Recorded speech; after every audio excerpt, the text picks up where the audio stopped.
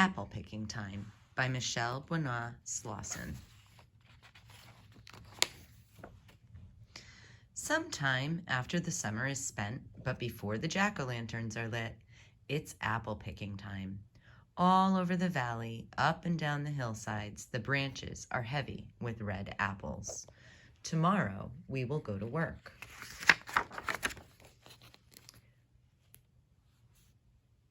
When it's apple picking time, everyone has to help. The whole town knows we only have 3 weeks to get the fruit off the trees before it spoils. Papa takes up time off from the market, Mama leaves the housework, and I don't have to go to school. Even the sisters from the convent help at harvest time. When you go apple picking, you have to get up before the sun. The moon is still high in the sky, and the rooster hasn't crowed yet. The birds are asleep. Everything is asleep, except Mama, Papa, and me, and all the other apple pickers.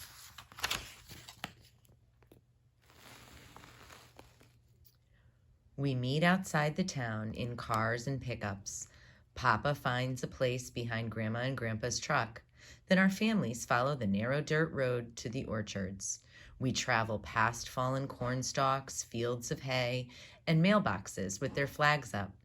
If we hit a bump, the lights bounce from the road and we are in darkness again.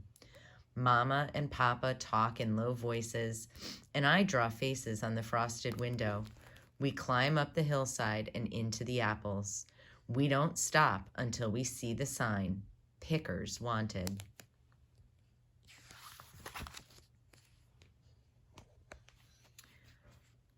All of us kids jump out of the cars and pickups at once. The Hoffman twins are the first to swing from the low branches, and we play hide and seek in the empty bins. It's easy to find each other because breath clouds tell your hiding place.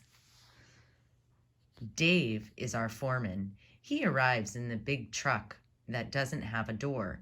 He hands each of us a purple ticket. Then Papa lifts up the lunch chest and we head down to our trees. Grandma and Grandpa are on the same row.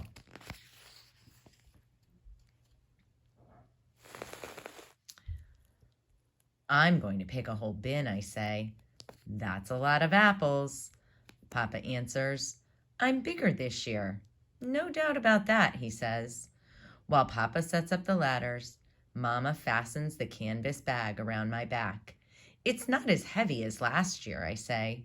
There's no apples in it, Mama replies. But it's not as loose either. No, it's not. I don't need to go over as many loops. You've grown.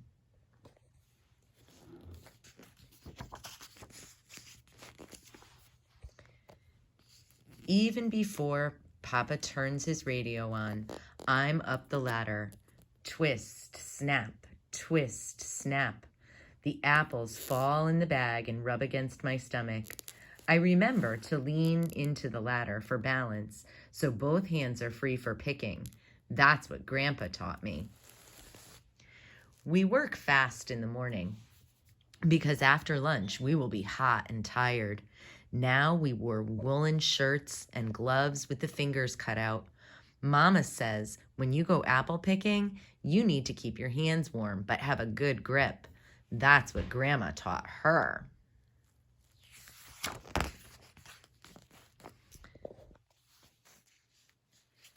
Every few minutes, someone yells full. We hear Dave's tractor in the distance. First, he stops for Sister Dolores, then Grandpa. Papa is next. Dave must have known Papa's bin was ready because he drives over while Papa is still up on the ladder. Before he takes the apples away, he punches a half moon on Papa's ticket. The tractor comes again and again, again and again.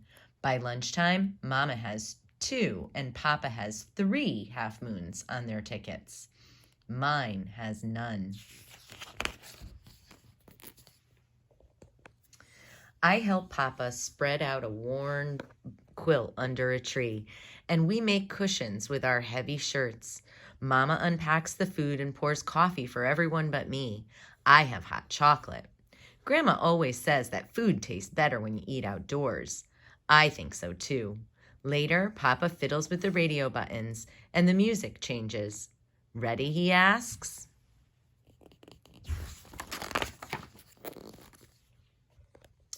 Mama takes Papa's hands and he brings her to him, almost in a hug, but more graceful. Then he twirls her around under the branches. Mama can spin good, even in tennis shoes. Round and round they go when the music gets soft. Mama loosens her red scarf and brown curls fall down her back. Without stopping, they reach for me, and we are 3 dancing. The music quickens, and Papa carries me so I won't miss steps. We whirl faster and faster in a circle. As we spin, the trees do too, and I'm sure they must be dizzy from watching us. The music slows, and Papa sways back and forth, with one arm around Mama and the other around me.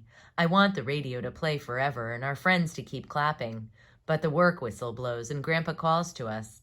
Even before Papa can turn the music low, I'm up the ladder. Twist, snap, twist, snap. That bin is almost full.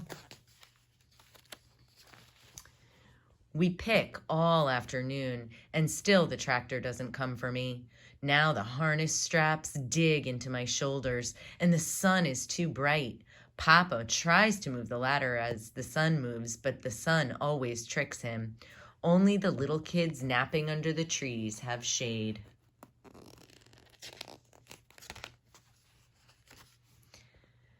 Near quitting time, our row starts to empty. First, Grandma and Grandpa pack up. Our friends follow soon after.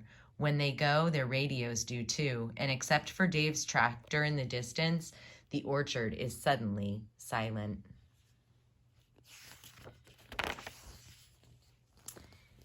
In the quiet, a girl's voice calls out full, and her echo answers right back. Mama, Papa, it's mine. But they are both already beside me. Congratulations, hooray for Anna. Mighty fine job, says Dave as he punches a half moon on my ticket. I guess you'll know what to do with this, he laughs.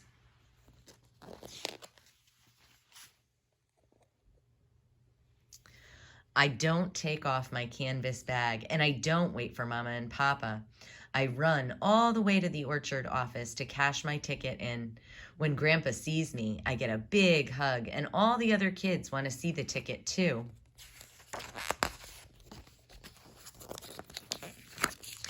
Soon, Mama and Papa join us, and everyone loads up their cars and pickups and says goodbye. The procession moves slowly down the hillside away from the apples. We travel past fallen corn stalks, fields of hay, and mailboxes with their flags down. And if we hit a bump, no one mentions it.